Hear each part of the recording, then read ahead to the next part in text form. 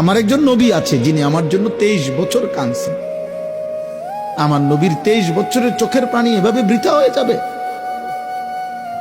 আমার একজন রাসূল আছেন যিনি আমার জন্য তায়েফের ময়দানে এত বেশি পাথরের আঘাত সয়েছেন, সারাটা দেহ রক্তাক্ত হয়ে পায়ের জুতা পায়ের তালুর সাথে জমাট বাইধা গেছে। আমার একজন রাসূল আছেন, নবী আছেন, যিনি উম্মতের জন্য দিন পৌঁছাইতে গিয়ে ক্ষুধার কষ্টে পেটে পাথর ভাঙছেন।